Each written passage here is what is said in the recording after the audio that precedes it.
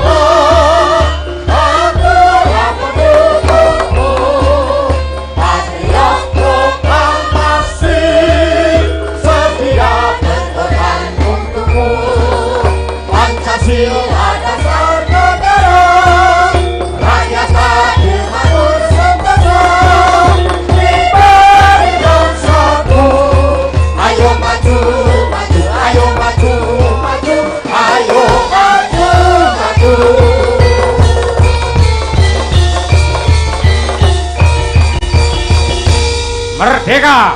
Merdeka! Terima kasih. Semangat tenan.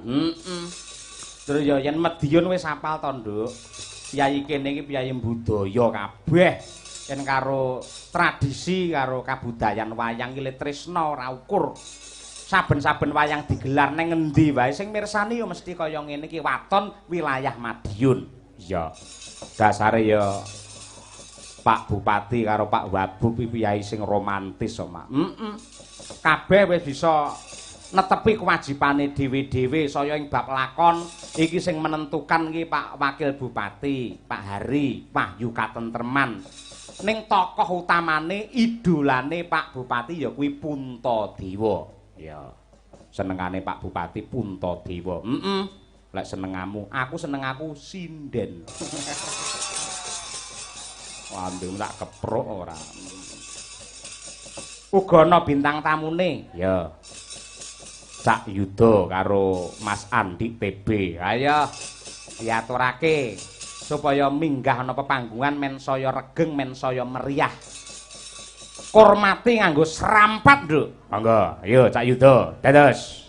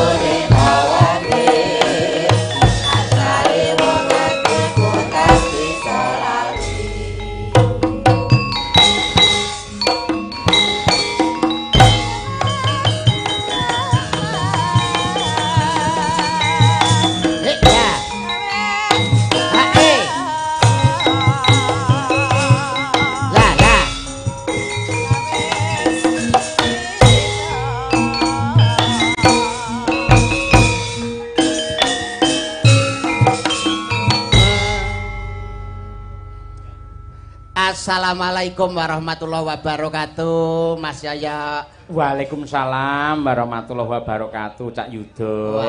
Buah timun, buah semangka, tambah gula enak rasanya. Cakep. Selamat ulang tahun Kabupaten Madiun yang ke-455. Semoga jaya sepanjang masa. Amin. Enak. Gawe pantun pura. Tuku sukun rupane ireng. Apa? Wong wedok sak Madiun muga-muga meteng bareng. Amin. Kok cengengesan rumangsaku kok iso. Alhamdulillah wa syukurillah Mas ya. Nggih. Dalu punika saged sowan wonten ing alun-alun Kabupaten Madiun. Nggih. Dalam rangka hari jadi yang ke-455 Kabupaten Madiun hebat luar biasa. Wah tenan Mas. Amin. Wah. Di bawah kepemimpinan beliau Dwi Tunggal Bapak Bupati Al Muharram Romo Kiai Ahmad Dawami Ragil Saputra utawa Kajimbing lan ugi Kang Mas Hari Wuryanto. Wah Madiun padang jinglang. Kok iso Mas? Loh, percontohan nasional loh Mas. Apa? Sebagai kabupaten proyek skema kerjasama pemerintah dengan badan usaha.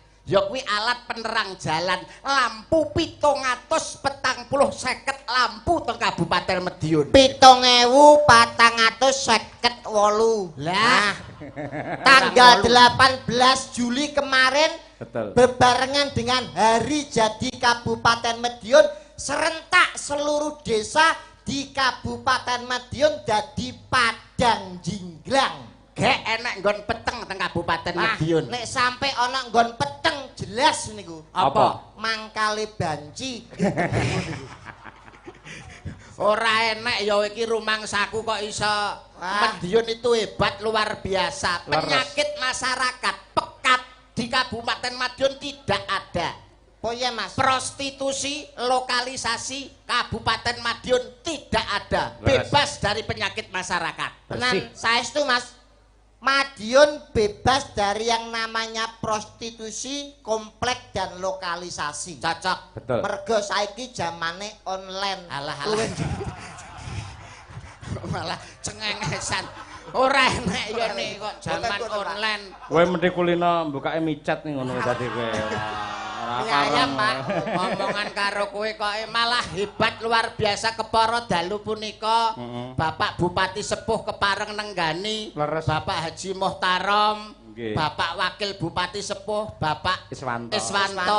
ugi kala wau wonten Bapak Kadiono, wonten Bapak Junaidi Mahendra. Leres. Hebat Mas, jajaran Perkompimda komplit, SKPD komplit, warga masyarakat tumplek blek.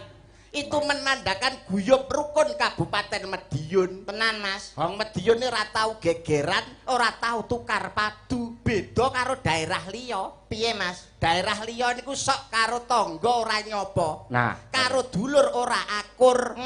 Tanggane tuku gelang, atine melang-melang. wah. Tanggane tuku kalung lho atine bingung. Tanggane tuku mangkok atine gondok. Tanggane tuku ceret lho mencret. Kuwi nek daerah liya Mas. Daerah liya. Madiun warga ora. mriki Mboten. Kula nyekseni piyambak, Pak. Hah? Sene piye? Bapak kula niku asli kelahiran Madiun. Hah? Omahe Mejayan, desane Kebonagung, dusune Wates. Dadi kula niki termasuk trah Ronggo. Ronggo Jumena. Ronggo Lawe. Kene iki Ronggo Jumena. Ronggo Jumena. Laire teng Tuban Ronggo niki. Lawe. Nggih. Hebat. Nek wis Bupati Sepuh manunggal dados setunggal. Niki hebat lho Mas. Leres. Iki padha karo sing diarani reuni. Sing wis suwe ora ketemu kumpul bareng iki padha karo reuni. Reuni ku kaya cah sekolah ngono Mas. Oh, reuni ku ora mung cah sekolah tok lho, bapak-bapak ki ya butuh reuni, butuh ngobrol, butuh omong-omongan. Reuni kuwi apa ta? Re kuwi kembali, uni kuwi ngomong-omongan. Dadi wong reuni kuwi kembali omong-omongan. Apik. Sik, lek pancen cerdas tak takoki. Napa? Reformasi apa? Reformasi re niku kembali, formasi niku tatanan, kembali kepada tatanan. Oh, Piye to kowe iki? Reboisasi. Re kembali boisasi penghijauan, kembali penghijauan, menanam pohon supaya daerahnya tidak banjir dan daerahnya menjadi jantung kota sing hebat. Revolusi. Ah, napa Mas? Revolusi. Revolusi. Menika kembali, volusi menika perjalanan. Nggih. Volusi itu adalah perjalanan akhir, artinya apa? Kembali ke perjalanan awal. Tatanan baru. Tatanan baru. Remason. Ya apa iki lho kok iso mesti Kembali. Ya kudu iso ngartekke. Kembali mason niku panas. Terus? Dadi nek ra percaya wing nek balik mripatmu ke ana remason. Gebeken ngono lho kok mesti Kowe kok nesu. ora nesu piye kok. Ah, sing baku di hari jadi Kabupaten Madiun yang ke-455. Betul. Niki menawi kula onceki nyuwun sewu Pak, kula niku sok nggotak-gathukne angka. Wah, iki Piye? rumangsamu kabupaten apa gedang kok mbok onceki. Iki arep tak gotak-gathukne aku nek gathuk-gathukne angka pinter Mas, wingi tembus 4 nomor. Wong kok senengane mesti ngono. 455. Nah, Betul. Penjabarannya. penjabarannya angkanya kan ada 4 dan juga 5. Heeh. Artinya itu 45 itu adalah semangat kebersamaan untuk kesejahteraan membangun Kabupaten Madiun berdasarkan 5 sila Pancasila. Madiun menjadi kabupaten aman, mandiri, sejahtera dan berakhlak. Hebat, Wah, hebat tenan kok iso. Ngono kuwi jenenge dagelan cerdas iki ngono Cerdas, kuwi. cerdas. Ya senopo aku mau njaluk warah Pak Gareng kok.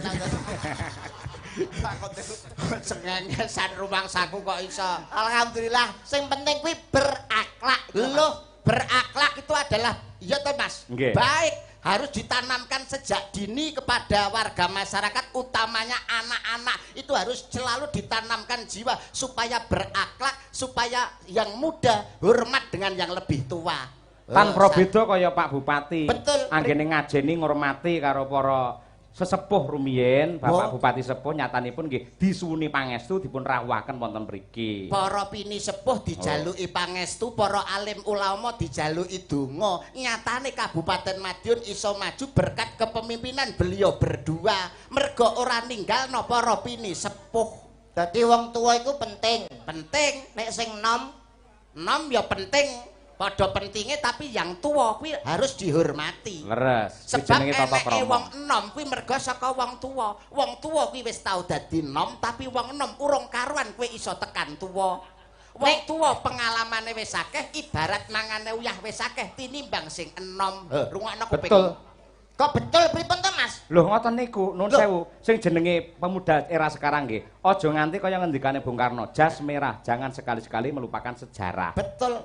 Sing merdekake bangsa awake dhewe para sesepuh mbiyen. Sesepuh wong tuwa mbiyen tur ana tembange Mas. Napa? Entik-entik temunggul patenono, aja di wong tuwa malati. Rungokno kuping. Lali sumber ketiwasan. Ketiwasan. Sumbere piyai sepuh. Wong Nggih, sepuh. kula iku percaya nek sing tuwa kuwi malati. Ning nananging akan tetapi Iya. Piye-piye. sing tuwa kuwi durung karuan nek luwih apik timbangane sing nom. Sok kala mangsa sing tuwa iki njaluk perguru marang sing nom, mergo sing nom durung karuan luwih elek timbangane sing tuwa. Kowe iso ngomong, iso nggelar, kudu iso gulung lho. Ah tenan, Iso buka, kudu iso nutup. kediri kutane. Lho sing dadi kuwi bukti lan nyatane. Kebo sapi sing digugu. Keluwe Nek menungso entute. omongane. Jenengan setuju mboten? Setuju. Nek sing tuwa kuwi durung karuan apik, nek sing nom kuwi ya durung karuan elek. Lho, tuwa menang Ora iso, pengalaman ora lho, Mas. setuju aku. Menang pengalaman. Anane sing nom mergo sing sepuh dhisik. Dadi luwih apik sing tuwek timbangane sing nom. Iya. Kula tak tangklet nggih. Apa? Jenengan ngerti Patih Sengkuni. Ngerti aku dalang ya ngerti, paham banget ora. Patih Mojopahit. Sing ndi kacamata? Majapahit iki lho kok iso. Sengkuni Mas. Sengkuni ya ora Majapahit. Anu Ngastina. Ngastina to. Sengkuni niku umure tuwa napa nom? Tuwa. Nek Puntadewa Enom. apik endi tumindake Sengkuni kalih Puntadewa? Lek mu bandingne karo Puntadewa ngono. Ngomong apik Sengkuni yo. Sesuk ora ditanggapne bosok lho. Sik, Mas, Mas. Mandura. Mundura. Bro. Tak kula Kula bantu Pak sampean, kula bantu nun sewu. Nggih, no. Ngono kuwi sing mbok nggo conto, sing mbok nggo tulodo, aja wayang, Mas. Lah terus apa? Awakmu ning ruang transit pas dandan mangan jeruk ora? Ya maem. Legi ora? Jeruke legi, Tuwa apa nom? tuwa, Nek nom, kecut. gedang mau legi ora? Gedange legi, Tuwa apa nom? tuwa, Nek nom sepet. Dadi pada intinya panganan apa wae kuwi nek tuwa mesti luwih enak tinimbang sing enom. Rungokno kupingmu. panganan apa wae? Nek tuwa luwih enak tinimbang sing enom. Aku tak takon ya. Takon apa? Kowe wis tau mangan jangan bung? Nyapa lek tekan jangan. Aku takon. Nenek Mbah Tarom. Wis ngerti Mbak Tarom iku senengane Pak jangan Isbarang. bung. BTB. Betul. Contone liyane aja bung. Aja bung to Mas ngene lho. Ya apa? Kowe mangan jeruk ora? Jeruk. Jeruk iku Enak apa ora ning mburi mau? alah legi, Pak. Kuwi tuwek apa nom? Tuwa. Berarti tuwa luwih Luwih enak. sing nom. Sing enom niku kecut. Nah, kowe Pelem, tahu pelem, pelem. pelem. Ah. Pelem nek tuwa legi, Pak. Nek nom. Nek enom ya kecut. Lah iya dadi pada intinya panganan apa wae kuwi nek tuwa luwih enak tinimbang sing enom. Hup, stop, wis. Hup, stop. Wis aja mbok bantah. Ora kowe iku dagelan kok tukang parkir jadi. Maksudnya hup wis aja gawe argumentasi. Ora entuk argumentasi. Ora oleh. Ya wis ra apa-apa aku manut kanca, Pak. Nah, kuwi sing apik, tertib iki jeneng. Berwayangan Ya. melu aku jajan Neng ning ndi? gone pasar Caruban. Enak. Wah, ning kono ana warung. Doyan jangan bung to. Balik rono neh lho Ora iki. ya jeruk ya Mas. Jangan bung kok jerak jeruk. Jangan bung. Jangan bung doyan senenganku wong Madiun kok. Gawene saka apa, Mas? Jenenge bung ya saka pring. Sing digawe pring enom apa pring tuwa?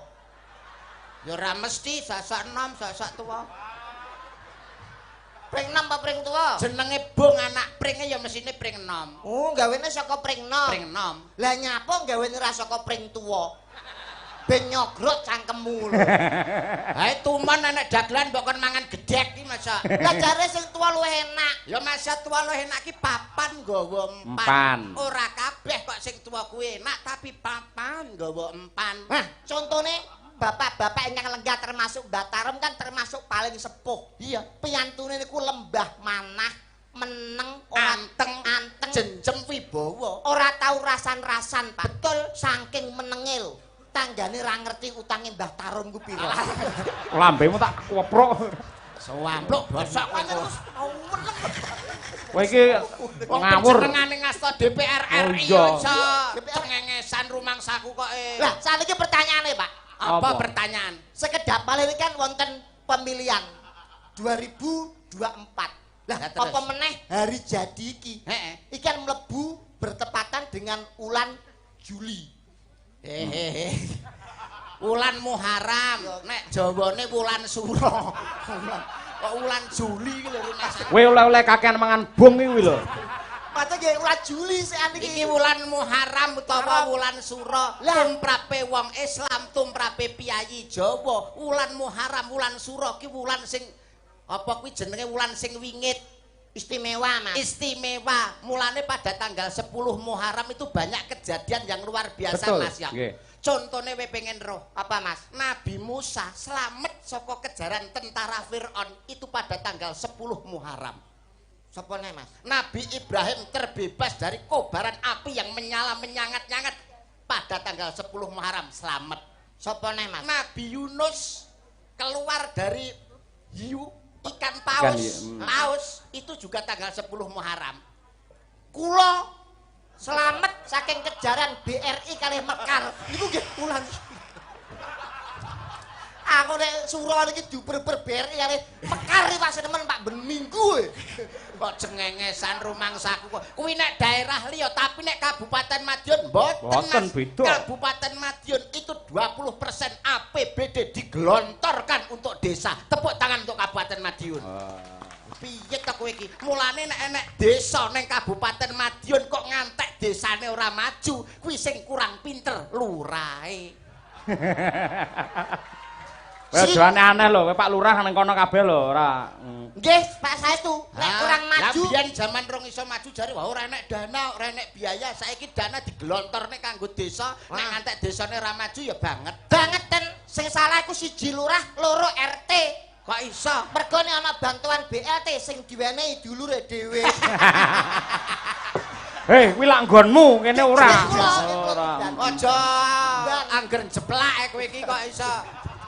Kowe rasakan, "Waduh, gitu Pak RT."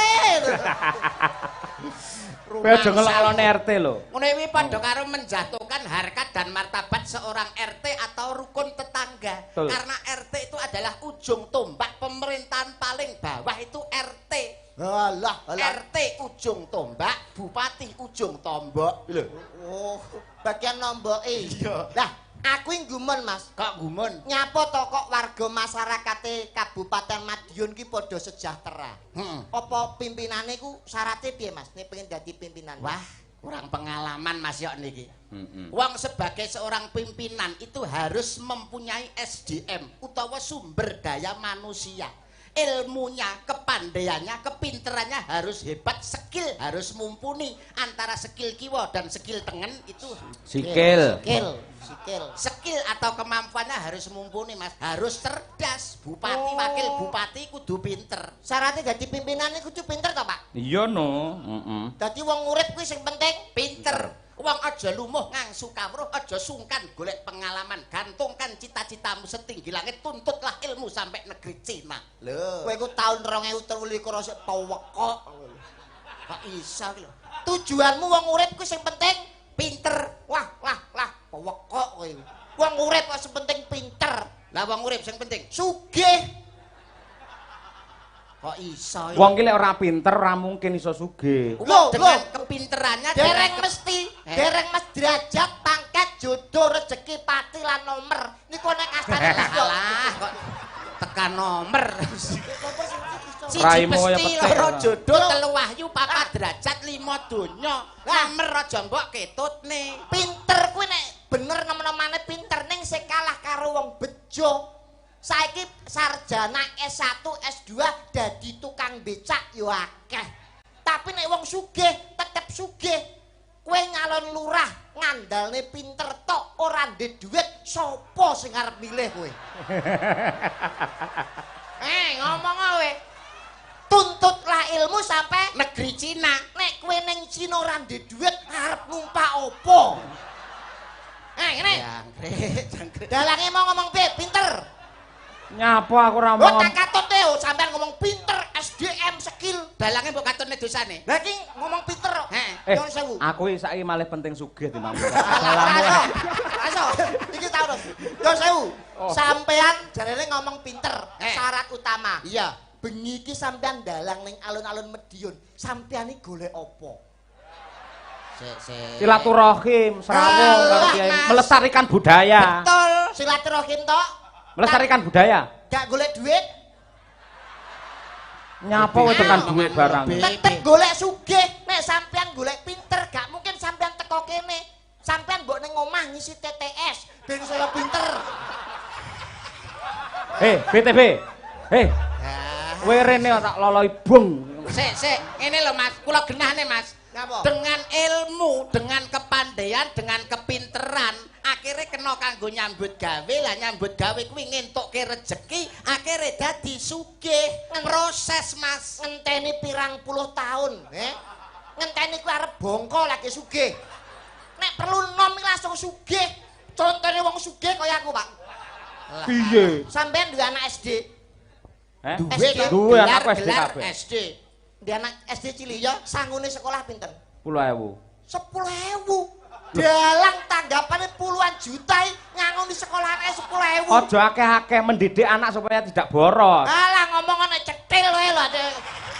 Akeh-akeh Jangkrik. didik. Mas, ora iku lumrah, iki wis umum. Mas yo to Pak Bupati, Mas yo Pak Wakil Bupati, kene putrane SD, sangune ya nggur 10.000. Alah iku dadine kurang sugih, beda karo wong sugih. Lah nek awakmu Anak kelas 4 SD, budal sekolah sangune 2 yuta. Kudu entek rantek tapuk cangkeme. Isin nangkune sampe. lah lele rupamu omah ngontrak lho iki. Suprapitmu lorong lunas. Lah yo main Bayane. ngontrak arek kae tuku apa? Lemari es. Lemari es nggih apa kandem anakmu piye? Tek. Lho nyuwun sewu, Pak. Najan to omah kula ngontrak ning mboten sombong. Kula nek kemu niku nggih banyu aqua, Pak. Bayu. Tak kira banyu aki. Banyu aqua. Cuci muka raup Nggih Fanta.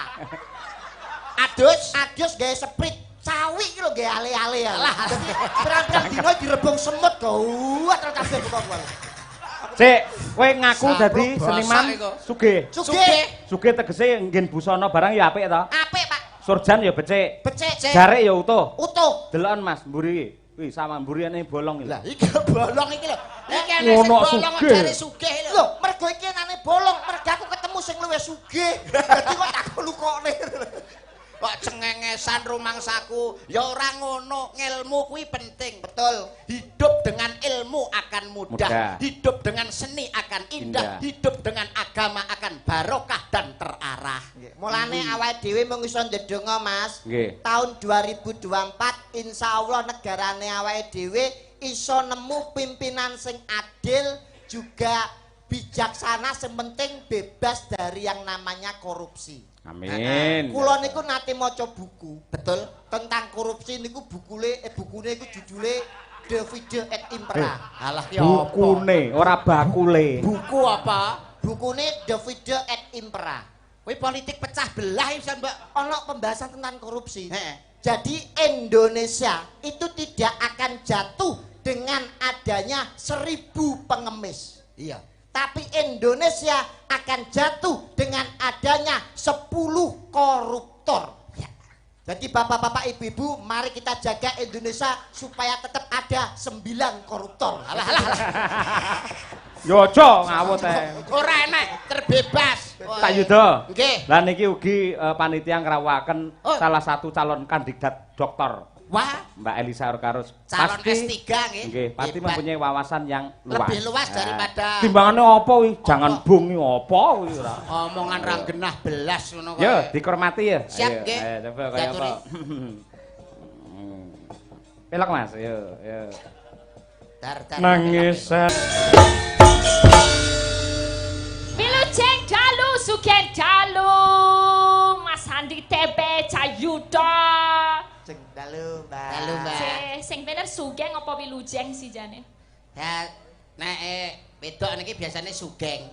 Sing bener sugeng. Sugeng nek wedok, Mbak. Kalau wilujeng artinya apa? Wilujeng kuwi kanggo wong lanang. Kok iso? Mergo kuwi alune tengajeng. Ya apa to kuwi apa? Wih, itu Ya apa? singkatan. Imannya itu sebagai terdepan laki-laki itu. Jadi wong wedok itu Udah mau ngomong duduk kuwi. Wi alune ning ajeng. nek pengen ngerti sesuk wae tak foto tak WA-no kok. Cengengesan. Wilujeng itu kan Wilujeng. selamat. Selamat. Selamat ya. Selamat. Kalau sugeng itu urip enggak? Sugeng itu bukan urip. Lah sugeng itu apa? Sugeng itu bis. Wis sugeng rahayu ngawut.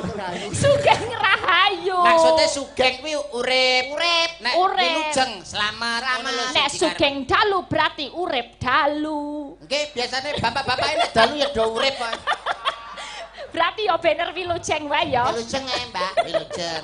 Nggih, wilujeng dalu Pak Cahyo, macange Malimbo, wilujeng dalu Pak Bupati, Pak Wakil Bupati lah sedaya mawon ingkang mboten saged kula biji-biji. Ora lho ki jane omong apa to ya Aduh, ya kita ini basa Jawa Jawa-Jawa ki sing halus paling ora ki intonasi katanya, kata demi kata itu ditoto, aja cepet-cepet dadi wong krungokne ki kae lho apa kae.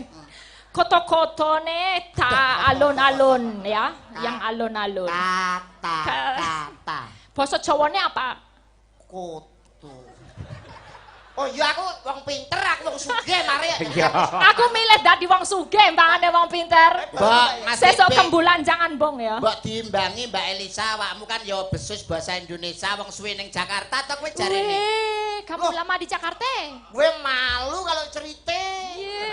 Emang kenapa? Kita kan di Madiun. Madiun itu terkenal loh sebagai Iya. kampung pesilat. Katanya Nah. pernah jadi atlet. Iya, gue dulunya memang atlet pesilat. Alah, Di sini.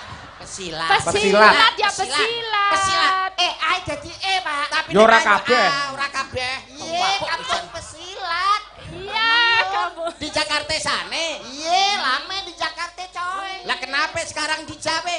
Wah, gue di Jakarta, hidup gue terlonte-lonte jadi gue tidak bisa Terlunta-lunta, ora sanggake. Engko tak idoni lho engko. Lonta-lonta. Iye. Lonta-lonta. Terlonte-lonte. Iya, lonta-lonta. Oh, berapa dine di sini? Gue lame ada sebulan. Sebulan nih Madura malahan kuwi. Iya, dekatnya Pedure gue. Akhirnya sekarang tinggal di Jawa. Gue lama di Jawa, Pak. Sekarang tetap di Jawa. Ame siapa lu? Sama kakek sama adik gue, Mbak, di sini. Orang tua lu? Nyokap sama bokap. Alah. Di Jakarta. Nyokap Nyokap, sama bokap. bokap. Nyokap ya. Nyokap sama bokap. Iya, nyokap sama bokap tinggal di Jakarta. Ngapain? Nonton bokep. Balik nah. Kocluk ora. Oleh-oleh wong sugih tok ning ora pinter Ora ngono pinter kuwi. nggih ngeten iki. Sugih tapi pekok. Madiun Mbak Elisa. Wah, luar biasa Silakan, Mbak ngaturaken Wilujeng Ambal Warso yang kaping patang atus gangsal doso gangsal. Ora lho enek basa kok gangsal dosa gangsal ki ya ampun Gusti. Selamat ya ndak mau. Wilujeng. Iki nek tuku bapak basa Jawa nang ndi? Aku wis ngapalke Ora kepak. bola-bali lho pepak basa Jawa ora apel-apel. Wilujeng Ambal Warso. Bener. Betul warso. Kabupaten Madiun Heeh. ingkang kaping patang Atur. hatus gangsal doso gangsal. Piye to Mas? Sampeyan iku aku jeneng wisin aku mari sampeyan iki. Isin kok budal. Lah anane ya pisan iki tok ora budal yo. Wilujeng Ambal Warso Kabupaten Madiun Ya, kaping kaping 5155 gangsal. Alah kuwi remuk piye. Angel to. Kabeh kowe iki. Sing Yang malah bledru. patang apa sekawan? Pak Patang apa sekawan? sekawan atus 55. Seket itu bahasa kromo bukan. Ora. Yang kromo gangsal doso. Sik Mbak, sing jenenge aksor aku malah bingung dhewe musuh kowe. Ora jane sekolah enek angka. kok enek basa 50 gangsal dosa ya. Angka Jawa ora kabeh dibasakne. Coba buka pepak Bukane lho. apa, Be? Pepak. Pepak basa Jawa. Lek ngoko Ya, ya, berarti ya. kaping 455. Ngoko. Petang atau seket lima. Nah, yen Kalau kromo. kromo Kromo. kuwi 450 gangsal. Sekete nggak dikeramake. Kok kamu pilih kasih? Ngene-ngene lho, nek angel-angel sampean 4455 sampean macane Q5. Wis beres. Oh ya, apa ya? Q5. Iki Mbak, Patang Q5 ya. harapan untuk Kabupaten Madiun Mbak Elisa. Harapane iki gandeng kemarin itu dilalah tanggal iki saiki tanggal piro? 24. 24. Wingi 23 Juli itu Hari Anak Nasional. Betul. Jadi luar biasa tadi Pak Bupati mengunggahkan anak-anak Sik cilik-cilik. ora lho, bahasa mengunggahkanne apa? Kuwi arep ngunggahne wedi. Minggahkaken. Nginggahaken. Iki padha karo MC nggonku iki. Padha anakan cah cilik-cilik menek ngono. Dimohon untuk anak-anak, dimohon keturunannya dari pohon. Karepe kon medun. Minggahkaken bocah-bocah cilik wau engkang kagungan prestasi-prestasi. Diadoskan harapannya untuk anak generasi yang sekarang muga-muga bisa mencapai cita-citanya meraih prestasi mengharumkan nama negeri. Oh. Seperti contoh-contoh tokoh orang-orang Madiun seperti Pak Panglima ya, itu yang didongake. Tapi satu lagi yang patut diacungi jempol, yang patut ditulis dengan tinta emas bahwa di Kabupaten Madiun Mas TB Iya, Mas. untuk penanganan stunting itu terbaik se-Indonesia. Tepuk Betul. tangan Kabupaten Madiun. Keren. Piye kowe iki? Nyekseni dhewe Mas aku. He. Anakku ning Tubane kuru tak titipne Pak Bupati so lemu lah ya, Mas. Rumah samu Pak Bupati penitipan anakmu. Ono gleleng sugih kene ya mbok ditipke. Cengengesan. Nek ngomong masalah stunting, kersane beliau nanti apa menika matur dawuh piyambak. Nggih. Perlu belajar apa ide Mas TB. Heeh, Mas. Nggih menika kula pengen ngaturaken gandeng wau pun kathah omong-omongan. Sekarang aku mau ngaturaken tembang boleh, tembang-tembangan. Tembangan. Kula kalih mati sampun omong-omong. Tembangan. Ning luwih sae melih Mbak Lisa menawi nembang jenengan kalih Bapak Wakil Bupati. Terus sekalian diaturi minggah to Pak Bupati kalih Pak Wakil. Menika dawuh saking Pak Bupati menika kula tak teng mirsani mawon amargi kala wau sampun sambutan ngoten niku. Ngoten. Nggih. Rama Yai niku pancen ngoten kok. Monggo iki Gus sareng-sareng. Nggih. Yai sama Al sapa Mas mau? Lho, Ahmad Dawami. Oh, nama Islami. Pengajian sebutannya apa mau Mas? Al Muharram Romo Yai Haji Ahmad Dawami Ragil Saputra. Seduraku. Al Muharram lho. Aku Al Muhalal. Alah. Apa enek? Muhalal. Lambene cukup jeplak. Lambe gerjeplak iki. Kagem dumateng pepunden kula Bapak Hari Wuryanto. Kang Mas Hariwur. Menika mandat saking Bapak Bupati supados minggah wonten pepanggungan mriki atur panglipur dumateng masyarakat Kabupaten Madiun ingkang tumplek-blek wonten ing mriki. Panas-panas mlaku nggih ngurmati. Panas-panas mlaku. Bapak Babub tindak ana ing pepanggungan. Ya. Dados.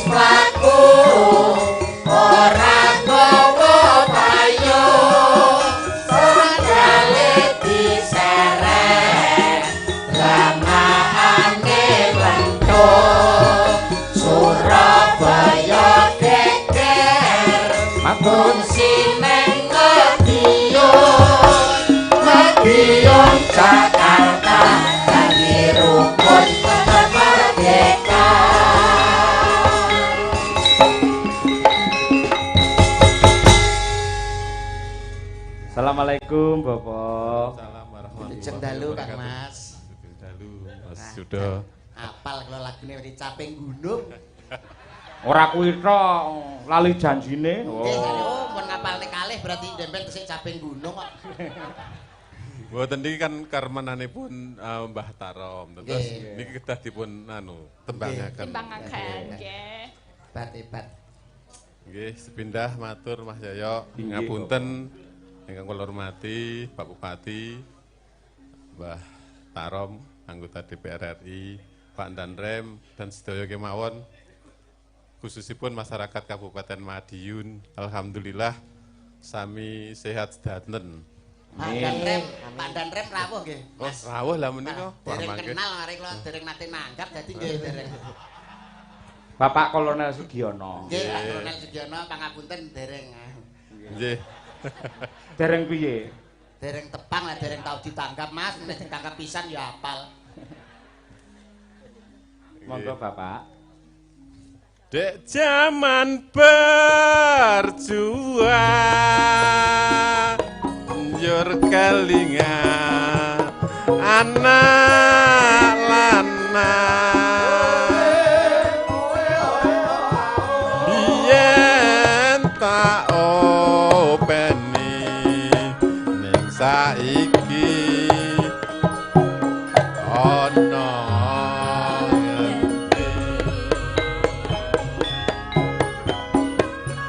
jarene wis menang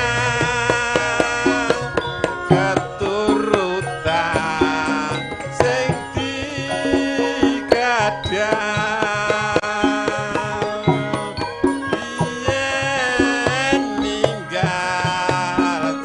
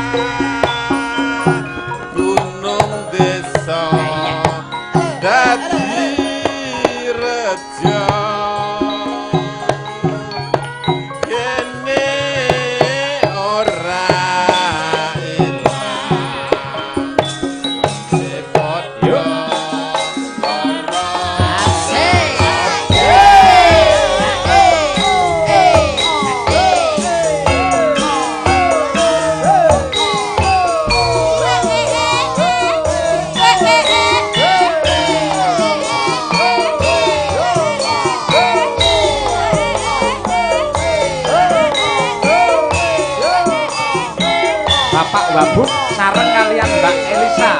Yo. Monggo Mbak Elisa.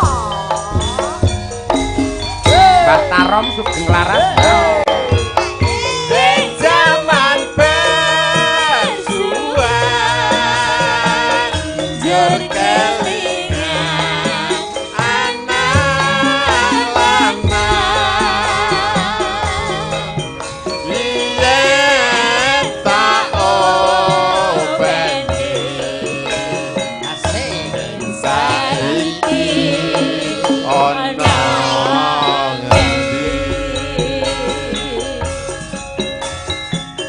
jarene wis mangan keturutan sing digadang yen ninggal janji ning saiki opo kali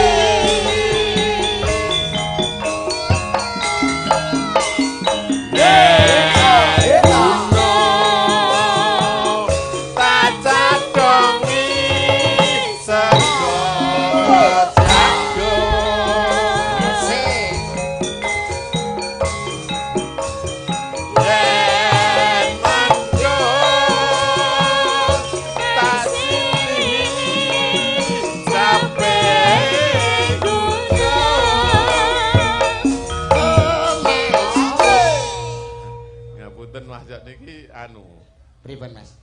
Mbah Tarom emut zaman semanten. Pripun? Alhamdulillah Kabupaten Madiun saya niki dilajengaken kali Pak Bupati langkung saya malih alhamdulillah. Luar biasa, ndek temen nggih. Kalih ngimut-ngimut masa berjuang kemengker. Nggih.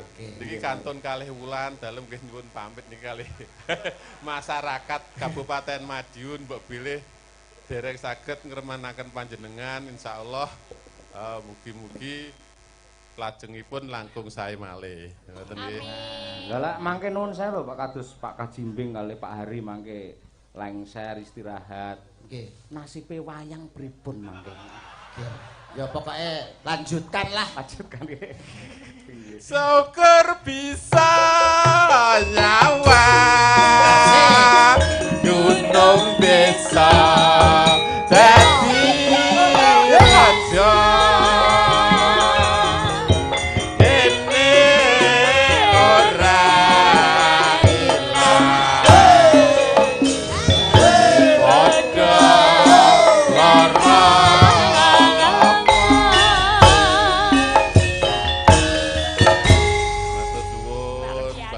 Sembah nuwun. Sembah nuwun Bapak Babu. Assalamualaikum warahmatullahi wabarakatuh. Salam mereka. Waalaikumsalam. Nggih Pak, alah napa to Pak? Pak ngoten napa to Pak? Nggih Pak, nggih Pak, nggih. Siap Pak.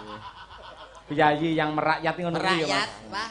Pak Kajimbing Mas Hariwur niku piyayi hebat, piyayi merakyat. Wah, Madiun di bawah kepemimpinan beliau berdua maju pesat. Amin. Wah, amin, amin. PB Sudirman Mas saiki nek arek ning Malioboro, nek arek napa nglencer ora usah tekan kota. PB Sudirman dadi Malioboro sakniki. Wah, Pripun? Lapangan turut desa-desa mawon sakniki dibangun taman kok. nggih. Wah, taman bermain anak, taman olahraga ora usah cukup neng kutha, neng desa lapangan dibangun dengan BUMDes, badan usaha milik desa. Mas, Madiun luar biasa. Elok ya. Tur angka kemiskinan ekstrim sudah menurun Cak Yudo. Luar biasa di bawah kepemimpinan beliau berdua iki. Aku tadi baca-baca, wah Napa Hebat. melih sing ngasta DPR RI panjenengane Mbah Tarom iki wah piyayine grapyak nggo tenisanan. Heeh. Nek roh dagelane hawane kudu nyangoni. Karepnya. Omongane kere ngono kuwi. Karo panitia diparingi akeh mesti sing dremes ra. Isin to bewe ngono kuwi. Napa? Isin to kowe ngono kuwi. Isin lho. Heeh. Saru ya seniman kerja. Sewaru banget to, Mas. Mosok lagi suwira tau panggih Mbah Tarom terus ngene ora disangoni, rumangsamu apa ora isin. Dipirsani saru. Saru meneh nek Mbah Tarom kok ora ninggali belas saru wol. Demi mengentaskan kemiskinan iki lho. Mengentaskan kemiskinan. Mbak Lisa. C. Kejawi Pak Hari Wuryanto menika Pak Ndan Ramil. Non saya Pak Ndan Rem. Pak Danrem, Pak Kolonel Sugiono, Pak Kolonel. Menika nggih ahli nembang. Wah, diaturi. Kolonel Sugiono. Ning adate menawi mboten dipun pethuk mriku, menika adate Oh, kendah mriko. Monggo Mbak Elisa. Mbak Elisa, Kula papa Alah iki apa? Ben Mbak Elisa. Sing cewek ngono Sing lho. putri. Biedil Sing ndasmu apa? cantik. Monggo kula papak kolonel. Pun dugi mriki.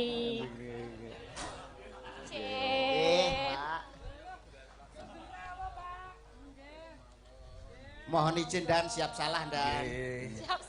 Siap salah. Salah ya push up no. Dalu Mas Yoyo, Mbak Nggih, Esi. Bapak Sugiono sing dalu. Saudaraku dari Solo, Solo Wesi. Oh, Lawesi. Alhamdulillah. Mohon izin dan Sewu dan Nggih. ampun lucu-lucu mungkin dagelane kalah mungkin. Nggih. Dawuh.